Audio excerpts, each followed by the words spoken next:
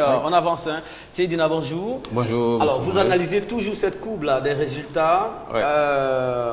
Bon, je veux dire que si on vous suit, vous n'avez pas du tout tort parce que plus on se rapproche de l'emploi, moins le tôt augmente. Justement, CP ça 80. donne une forme d'entonnoir. Entonnoir, et ce qui n'est pas reluisant. C'est ce que je disais tout le temps. Parce que si au CP on a 67 ou bien 70%, 80 par là, 80% par là, BPC 50 par là, 55, voilà. C'est-à-dire qu'au fur et à mesure qu'on s'approche de l'emploi, le taux diminue. Donc ça veut dire qu'il y a problème. Or, quand on voit des 60, bon, je prends tout de suite des 60 et de 80% au CP, maintenant à 34%, je pense qu'il y a au moins 50% de personnes, ces 50% là, et si on voit peut-être 20% ont redoublé et les 30%, peut-être qu'ils ont été renvoyés. Mais que deviennent ces 30%? C'est pour ça que je propose depuis longtemps que notre système scolaire puisse changer, qu'on puisse apporter les métiers dans le système scolaire. Là, l'élève qui n'a pas pu arriver jusqu'en terminale peut déjà, à partir de la 4e, de la 3e, de la première, se trouver un emploi tranquillement, sans problème. Aristide, est-ce que vous faites la même analyse que Seydina? Pas dans le même sens. J'exprime quand même ma déception parce que 34%, 37%, c'est vraiment pas la moyenne. Il y a juste Dabakala qui a eu 54% d'admis au bac. Je voulais rappeler que le baccalauréat, c'est le premier diplôme universitaire. C'est un diplôme qui est délivré par le ministère de l'Enseignement supérieur. Et c'est un diplôme qui est universel. Ça vous permet de refréquenter, même après 10 ans, beaucoup d'autres, nombreuses années après. Alors, ce que Seydina dit est vraiment c'est pertinent. C'est pertinent. On ne peut pas comprendre que depuis de nombreuses années, on n'arrive pas à franchir le cap de 50% au bac. Alors qu'en réalité, c'est à partir de ce moment qu'on juge des performances académiques dans un pays. Pas de performances académiques, mais si on dit qu'un pays a un taux de scolarisation assez élevé, c'est par rapport à ceux qui obtiennent le bac, pas par rapport à ceux qui obtiennent le CPE, même encore quand on veut annuler le CPE dans le système éducatif. Donc, je suis tout à fait d'accord pour dire que je suis très, très déçu de ce résultat. Mais encourageons ceux qui ont pu. Je pense que si on a pu introduire ces métiers-là dans le système scolaire, je pense que le taux de réussite au bac peut-être peut embrasser les 60%. Parce que, écoutez, tout le monde n'est pas fait pour être peut-être dans le classique. Parce que ceux qui arrivent au bac seront ceux qui seront... Nous avons des passions. Quand on était petit, on avait des passions. Moi, je rêvais un jour de devenir... Quand j'étais petit, je te le dis, je voulais devenir chauffeur de gros camions. C'était ma passion, ça. Quand je voyais le gros camion, voilà, je voulais devenir. Donc, chacun a une passion quand il va à l'école. Donc, s'il retrouve sa passion, je pense que dans le système scolaire, mais obligatoirement, il va réussir. Voilà. Nous allons féliciter 3 bacheliers, pris au PIF, Kofi Villa Renault, bachelier 2014, Koulibaly Daouda, Nabele Fénin, voilà, bachelier 2014, Nicolas Sautier, bachelier 2014. Quand c'est dur, seuls les durs avancent. Donc, ce sont des durs. Effectivement, donc, comme disait Seydina, il faut donc faire en sorte que ceux qui ne peuvent pas aller très loin puissent déjà, à partir peut-être du BPC, ce qu'on appelle même le CAP, être orientés. Qu'on le sente très vite dès qu'ils entrent en 6e, parce qu'à partir des matières qu'on pourra introduire dans le système éducatif, qu'on puisse comprendre que cet enfant est préparé à faire plutôt des études techniques que de les mettre dans des études très longues où ils ne s'en sortent pas. Voilà, merci. Et il y a des mouvements dans ce sens-là. Les choses iront dans le bon sens, Seydina. Ouais. Merci à tous et à toutes. Nous sommes toujours dans la première partie de votre magazine, partie composée de brèves données par nos différents chroniqueurs. Seydina Chérif Ahmed va nous emmener ailleurs, dans l'univers carcéral, les prisons en Afrique, Seydina. C'est là-bas que vous allez entrer aujourd'hui. Bien sûr. Il y a quoi dans les prisons africaines? Non, on parle de développement en Afrique. Or, pour moi, il n'y aura pas de développement sans que tous les Africains soient réunis autour de cet objectif. Y compris les prisonniers. Oui, les prisonniers ont des droits. Les prisonniers ont des droits. Je sais qu'il y a des droits qu'ils ont abandonnés, le fait d'être en prison, mais il demeure des personnes qui doivent être encadrées parce que si les prisonniers ne sont pas encadrés, qu'ils ressortent, je pense que nous, la société est toujours en danger. Or, il faut forcément, comme suggestion, il faut qu'on encourage la formation et l'éducation dans nos prisons. Il faut que, au lieu qu'on appelle nos prisons des prisons, il faut que ce soit des maisons d'arrêt et d'éducation ou des rééducations. Des corrections. Pour qu'on puisse, correction, correction dans le sens de recadrer les Justement, choses. Il faut qu'on puisse pas réprimer forcément. Justement. Donc, c'est pour ça que je suggère que, au lieu que les prisons soient des lieux de torture ou de maltraitance, Il faut que ce soit des lieux de formation professionnelle. Il faut qu'on puisse apprendre mais attention, Seydina, jusque-là, on n'a pas encore démontré que des prisons, en ce moment, c'était avant, mais aujourd'hui, c'est quand même difficile de dire que des prisons sont des lieux de torture. C'est un mot assez dur. Il parle de l'Afrique en général. Je parle de l'Afrique en général. Oui, je comprends. Mais torture, ce n'est pas forcément torture physique. On peut être torturé moralement et spirituellement. Est-ce que vous comprenez? Or, si on permet aux prisonniers d'avoir accès à des bibliothèques, hein, de pouvoir apprendre à lire et écrire, de pouvoir, comment on appelle ça, même si on les apprend le civisme, si on les apprend même des valeurs culturelles, sociales du pays, je pense que ça va les permettre de ne pas sentir le fait de la solitude. Parce que d'abord, ceux qui sont dehors prennent des prisonniers pour des extraterrestres, pour des gens invivables. Or, tous ceux qui sont en prison ne sont pas forcément des criminels. Surtout les jeunes. Un jeune qui va en prison à 20 ans et qui a 10 ans, 15 ans à faire. Et quand il ressort à 40 ans, qu'est-ce qu'il devient s'il n'a pas de formation? Il devient un danger pour la société. Or, nous sommes en train de lutter pour qu'on se développe. Voilà. Alors, je voulais raconter une anecdote très rapidement. Il y a une autorité dans un pays africain qui voulait réaménager comme cela une prison dans son village. Mais il a été l'objet de toutes les critiques parce qu'on avait dit, mais au lieu de venir construire plutôt les universités, toi, tu nous construis les prisons. Oui, c'est ça. Ça veut dire que c'est ce que je disais tout à l'heure. Un prisonnier on ne doit pas avoir un prisonnier comme... Pourtant, il voulait faire ce que tu as proposé. Un prisonnier, ce n'est pas forcément un homme à part. Peut-être c'est quelqu'un qui n'a pas eu une éducation ou bien qui est dans une certaine ignorance qui l'a conduit là-bas. Il y a des gens qui sont en prison sur le plan injustement. Et moi, je trouve que tu fais bien d'en parler parce qu'il faut que les gens comprennent qu'on peut rénover nos prisons. C'est clair. On sait qu'on n'a pas les grands moyens. Ceux qui sont déjà ici à l'école, ici, nos systèmes scolaires, on critique ça tout le temps. On sait que les grands moyens ne sont pas là. Mais ces gens-là ne doivent pas être des oubliés. D'accord. Merci Seydina. On a la chance, le révérend Makosso est avec nous. Il a connu l'univers carcéral. Il pourra peut-être confirmer ou infirmer cela. Makosso, sans gêne, vous en parlez. Non, dans votre livre, vous en parlez. J'ai même mis ça dans un livre. Voilà, surpopulation chronique, manque de sécurité, conditions de vie insalubres, manque de ressources, actes de violence. Les prisons africaines sont dans le viseur. Non, mais c'est l'enfer. Je confirme que c'est l'enfer. Vous avez dans une cellule qui a la capacité de prendre 35 personnes. Des prisonniers se retrouvent autour de 85 personnes. Des personnes sont jetées en prison. On dit tu es en instruction, c'est-à-dire on ne te juge pas. Moi, j'ai vécu ce cas. 15 mois, on ne te juge pas, on ne te dit même pas pourquoi tu es là et qu'est-ce qu'on doit prendre le soin de te dire de façon concrète. Il n'y a pas de, je peux le dire, de système dans le but de pouvoir les réinsérer dans la population. Rien. Or, ces personnes qui sont là-bas, je vous le dis de façon sans gêne, les personnes les plus merveilleuses que j'ai connues dans ma vie sont les prisonniers. D'accord. Je le dis honnêtement parce qu'il y a beaucoup de personnes qui veulent s'en sortir, mais si nous mettons seulement un système, par exemple, de formation dans le domaine seulement de la pâtisserie, nous avons des prisonniers qui sortiront et automatiquement, ils sont réinsérés dans l'auto-emploi. Mais s'ils sont vus comme étant des personnes, ce sont des bandits, ce sont des voyous. Mais chaque personne est un prisonnier potentiel. Hein? Voilà, parce que tu peux conduire ta voiture, toucher quelqu'un, la personne est décédée, tu vas d'abord faire 6 mois d'emprisonnement avant que tu passes devant un juge d'instruction. Merci Makosso. Merci. C'est juste une parenthèse. C'est vrai que ça passionne. C'est que ce que je demande n'est pas nouveau en Afrique. Hein? Oui. Parce qu'en Afrique, avant l'arrivée des colons des esclavagistes, il n'y avait pas de prison. Ceux qui commettaient des actes anti-tradition et autres étaient confiés à des sages pour leur rééducation. Mais celui qui faisait plus grave que ça était expulsé du village.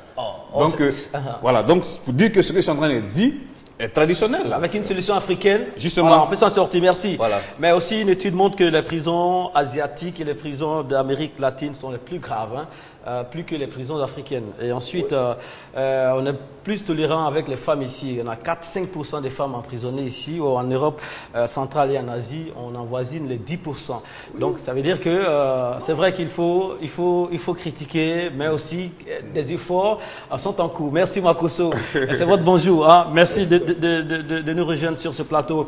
On parlera avec vous tout de suite de vos activités, surtout d'identification des pasteurs et du financement des projets jeunes. Et c'est en bonne voie, vous l'avez souligné ici. La suite, c'est avec cette photo que vous allez voir Diop, voilà, il est en France, il est en tournée, hein, Diop. C'est un Gao à Paris. Non, c'est pas un Gao à Paris. C'est une question que je pose. Non, mais je t'ai répondu. Il est à la recherche des connaissances. Comment tu réponds à sa place? Non, je réponds à sa place parce que nous sommes en contact permanent. Mais moi, je suis en contact avec lui. Je tiens à le féliciter parce que voilà quelqu'un qui se déplace par ses propres moyens. Il va en France, il va vendre son festival. La culture africaine. La culture africaine, ce qui veut dire l'Afrique de Mans, sans l'aide de qui que ce soit. Voilà quelqu'un qui est très passionné. On nous a dit de commenter la pause. Non, mais c'est ce que j'en ai dit. Non, ça veut dire qu'il nous soutient. Non, mais il faut voilà. Trêve de vraiment, je voulais saluer Ismaël, qui, avec toute la courtoisie, est resté en contact avec nous, qui nous soutient à distance et qui, sans moyens, a pu lancer un festival à l'ouest de la Côte d'Ivoire. Il n'est pas originaire de ces régions, mais il a grandi à Mans. Il a dit, ce trésor, il faut qu'on le fasse connaître au monde entier. Et je crois que ce travail qu'il fait est à saluer et on attend qu'il nous revienne très vite pour nous donner... Être originaire, c'est un système européen. Sinon, ici en Afrique, où tu es né, on est partout chez nous, où tu es né, tu es là-bas. Et je suis d'accord avec toi, c'est clair. Il y a des Africains qui font don de leur nom. Il y a des moments où je suis d'accord avec toi comme ça, parce qu'il y a une lumière qui te traverse. La lumière est différente de la lumière émise par le dozo. Ah, d'accord. Alors, la suite, c'est les vacances, on vous l'a dit, hein, les vacances sont là. Star Karaoke est en présélection. Aujourd'hui, c'est l'étape d'Abidjan. La cour de la RTI est pleine en ce moment précis.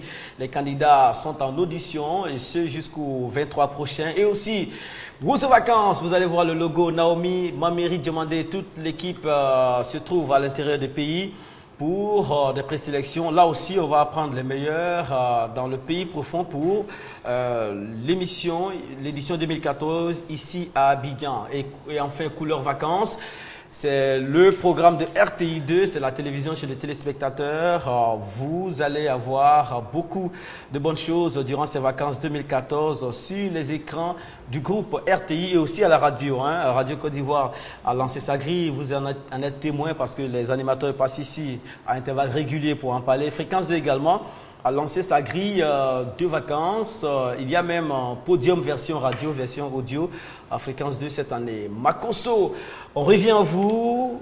Voilà, identification des pasteurs et financement des projets jeunes, c'est la nouvelle que vous nous apportez. C'est une nouvelle qu'on connaît déjà. Tout à fait. Mais il faut toujours mettre une couche. C'est plus qu'important. Il faut dire que je tiens dans un premier temps à féliciter les enfants de l'archevêque Assida Zito, Sem et Trésor qui ont eu le bac. Et l'archevêque Assida Zito, comme je pourrais le dire, a vite compris.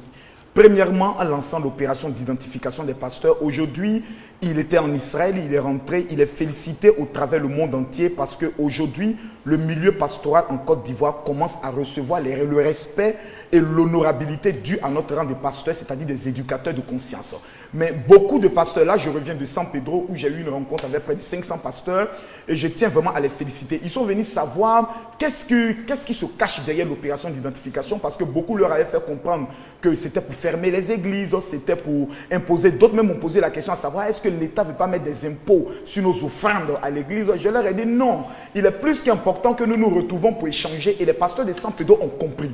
La prochaine étape, le 9 août, ça sera sur Gagnoa, mais tous les pasteurs qui sont encore à Abidjan, qui n'ont pas la nouvelle carte d'identification des pasteurs, qui est reconnue par tous les services de l'administration ce mercredi à partir de 9 h, qu'ils viennent à l'église évangélique La Bénédiction, qui nous appellent pour se renseigner de quoi il s'agit. Nous avons aujourd'hui plus de 913 pasteurs qui sont officiellement identifiés, qui pour la plupart ont leur carte d'identification, c'est-à-dire ceux qui ont rempli la fiche et qui n'ont pas leur carte sont priés de venir. Mais ne voulons pas prendre le soin de laisser nos jeunes, je pourrais le dire, dans le chômage. L'archevêque a demandé aux jeunes de prendre les responsabilités. Nous avons mis en place le réseau panafricain des jeunes entrepreneurs et aujourd'hui nous sommes en train d'identifier tous les jeunes qui ont un projet.